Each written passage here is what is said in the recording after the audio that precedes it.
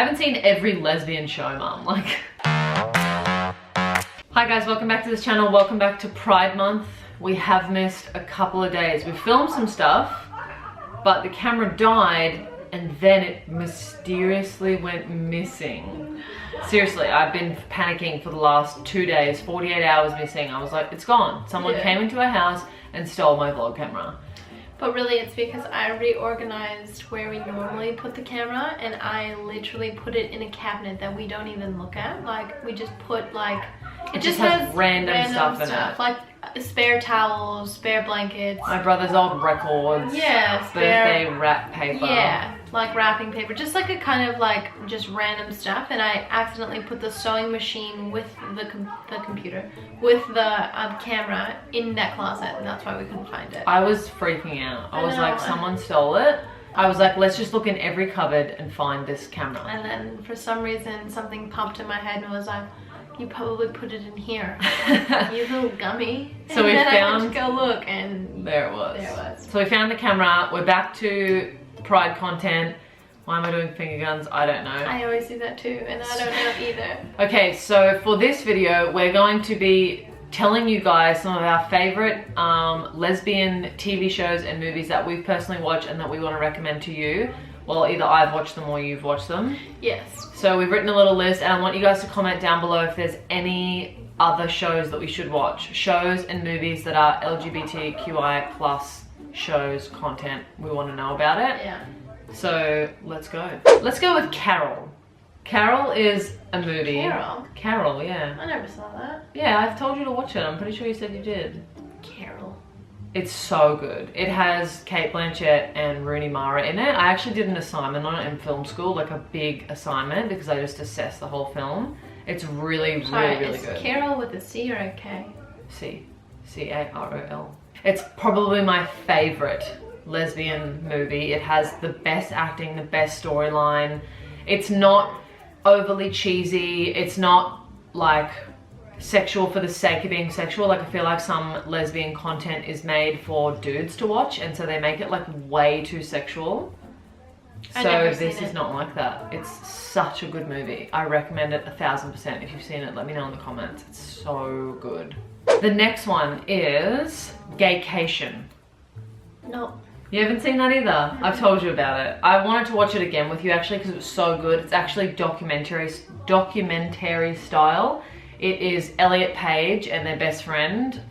I can't remember his name. I think his name is James, maybe? In real life or in the movie? In real life. Oh. So it's like them doing a documentary where they travel around to each country and they basically research the gay community in that country. Oh, and there's some pretty... Oh, I think I've seen snippets of it. Or like maybe you talking about it, but I've never personally saw it. I can't remember what it's on. I watched it on like Vice or SBS or some random thing, but it's really good. So if you can find it online, definitely watch it because it really teaches you about the different like gay communities around the world, and some of it's so confronting. Like Elliot Page does such a good job like getting emotion out of people. It's just so good. Like, it blew my mind, and I learned a lot about the LGBT community that I just like didn't realize around the world. That's awesome. Yeah, you should watch it. Very cool. The next one that I finally have seen, maybe you haven't, is a TV show on Netflix called The L Word. I've heard of it. I think it's a pretty big show, but I've never seen it. Yeah. I watched it maybe like 2 or 3 years ago, so I don't really fully remember. I'm sure if I rewatched it again, but basically it's like a group of friends, and majority of them are in the LGBTQ plus community, where it's like majority are lesbians, but then there's bi people, she's bi, and I believe the 2 people, Shane, and the girl who's bi, the little blonde pixie cut one, they actually have a podcast and they talk about a ton of LGBTQ plus. In real life? Yes. Oh, cool. Topic. So if you actually like that show, you should probably go and follow their podcast and listen to them. I just saw them on my Explore page and saw them talking about LGBTQ plus podcast topics that they go through in life, and then they just they're funny. Both of them are really funny and just older lesbians, so they have experience and they've been around for so long, so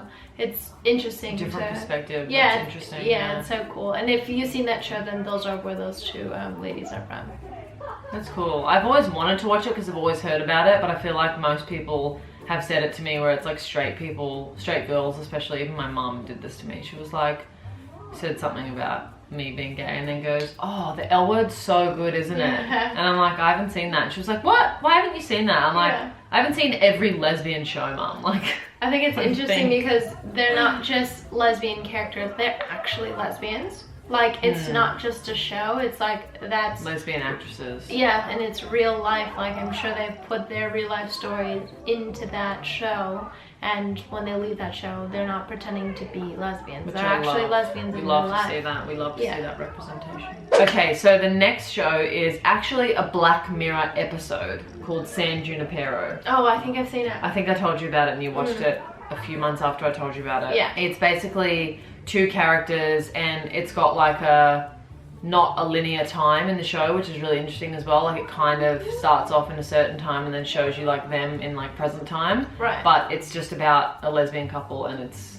so good. It's basically really kind of good. like two straight girls realizing that they both have feelings for each other, but then trying to fight it. Like, I feel like one of them's trying to fight. It's very relatable, like to when you're first coming out. I feel like she's just trying to fight the feelings of like, no, I don't, like, I'm not into girls. I'm like so fluid and so whatever, which is normally like some people are, but I feel like you can see that that character was trying to fight to actually just be gay. It's got a lot of deep, like, good characteristics inside them, which makes it really relatable, because a lot of the time lesbian content is literally just, you can tell it's written by a writer who is straight and just thinks, oh, girl plus girl kissing equals they must be lesbian, but they don't really have deep characteristic traits. But these guys have like, I like how really deep. But in the beginning, both the characters, you can tell that they're both struggling with something, like of coming out or finding who they are, but then when they both accept it, they're both so happy, and then it shows them in such a freeing light. And then when they finally like end up being together, you can just see the pure like happiness in it. Like, it's struggle, then it's freedom, and then it's just like genuine happy contentness. It's so cute to see. So good. If you haven't seen Black Mirror in general, definitely watch Black Mirror episodes. But that episode, so good if you haven't seen it. San Junipero, it is in season 3. Oh yeah. I'm sure everybody knows this one and knew that this is coming up on the list, but the next one is Orange is the New Black. Has to be mentioned. Like, without a doubt. I'm sure that was everybody's show when it first came out, but they just waited too long to come out with the seasons for me, that I actually lost interest because they waited too long with coming out with the seasons. I haven't seen like the last 2 seasons. I think I did stop after maybe season 3 as well. Yeah, season 3 or 4. They just waited too long for me, and then it's like I would have to re-watch the last episode to know what was going on or what was leading up into the next episode. But I just didn't care to do that, so I didn't really... The writing also kind of, I feel like it went down. I'm not sure, I could be wrong, but I'm pretty sure the first season is based properly on the book, which is based on the real Piper Kerman's life. And I think either season 2, if not season 3, at some point, I think it becomes kind of more made up. Like, I don't think, because she was only in prison for like 14 months or something like that. I feel like if we were characters, that would almost be us as a character. Who would Piper and Alex? Yeah. Who would I be? You're Alex. What? Why? How would we relate to them Because at all? she's so like carefree and just whatever and tough and just like as her personality is like cool, and that's you as a person, as a human. Like, you don't act like her, but I'm saying your personality and her trying to be like a good partner to Piper and trying to like just her toughness, how she is, because she's really emotional. Like, you get to see that like she's a tough character, but she has so much emotion when it comes to her partner. Like, when it comes to Piper, she's very soft, but when she's on the outside, she's just And what, you're Piper? Yeah.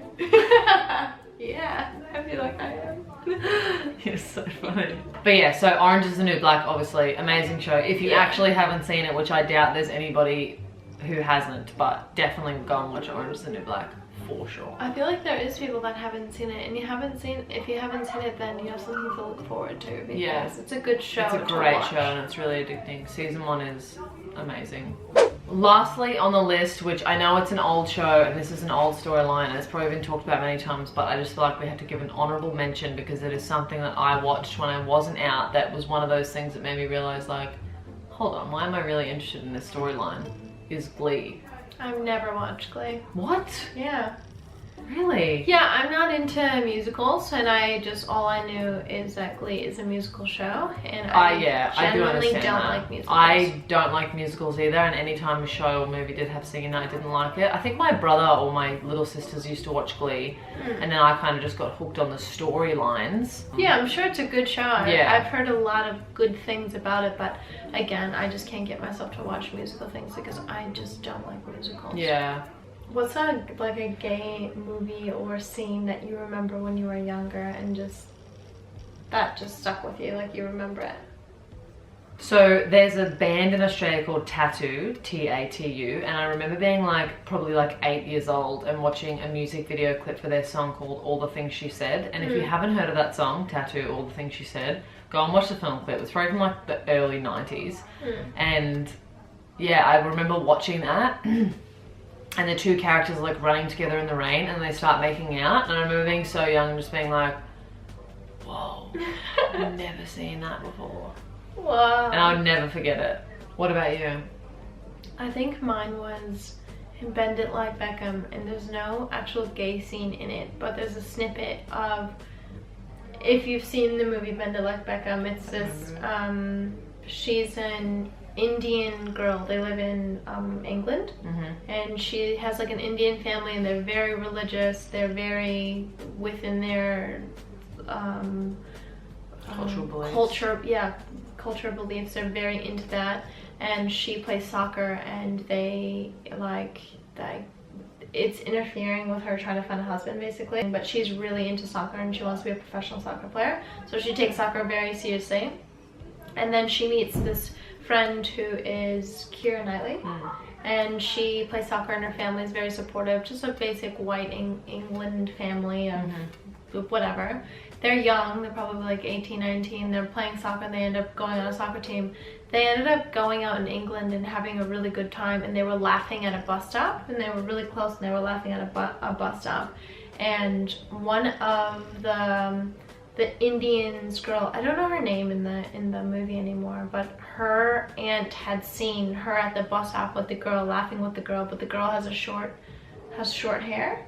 So she had said something about her being at the bus stop with she thought it was a guy, but then she was like, no, that's my friend and she's a girl. And they're like, oh, so you're with a girl, you're lesbian, and just fully has her whole family just gets so mad at her, and she's like, no, I'm not. She gets really defensive. And I think that scene always resonates with me because that's a fear that you have, especially being gay, of having your family being like, what the heck, that's not right, that's not acceptable, and you just have that fear, and that's stuck with me. And I think that scene shouldn't actually be acted in that way. I think that scene has stuck with me, and I was scared. Why do you think it shouldn't be acted that way? What do you mean?